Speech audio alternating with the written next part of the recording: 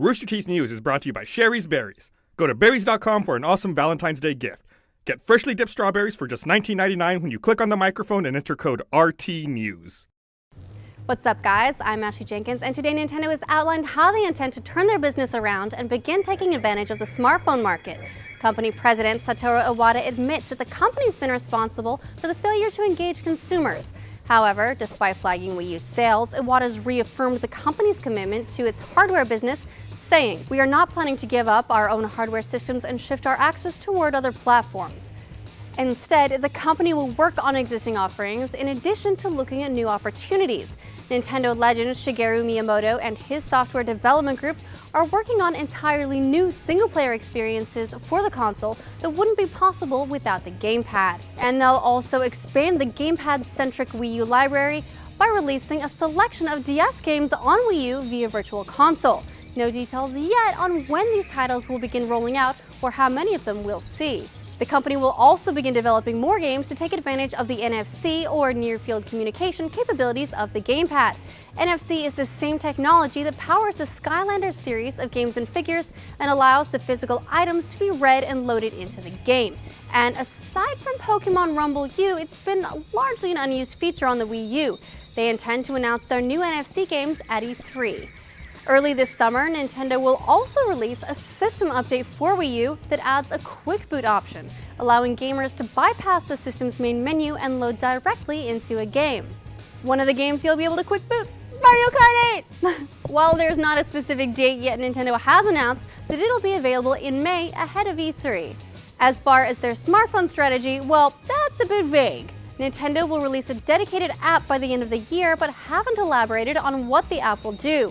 The company will also look at releasing some services for smartphones if they would improve the consumer experience there.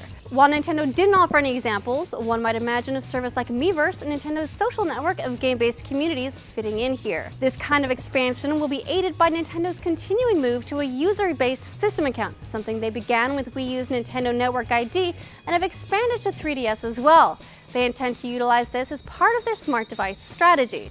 In a bit of a curveball, Nintendo also intends to move into the health and lifestyle business based on their success with things like Wii Fit and Brain Age.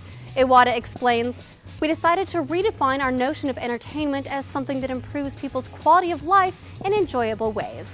In that vein, they're developing non-wearable technology, which they intend to better explain later this year to engage and entertain more mainstream consumers, in addition to the core gaming audience. They're also expanding their character licensing, beefing up merchandising, and looking at new opportunities to introduce a whole new audience to Nintendo characters.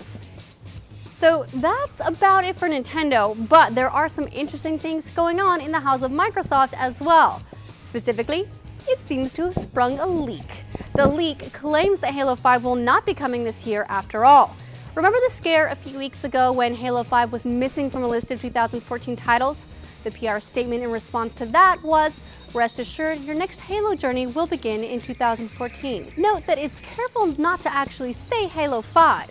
According to the leak, the Halo title coming this year will be Halo 2 Anniversary to follow on the success of Halo's original HD remake. It will release on Xbox One November 11th with full multiplayer from the studio that worked on Halo CE Anniversary and will grant beta access to Halo 5.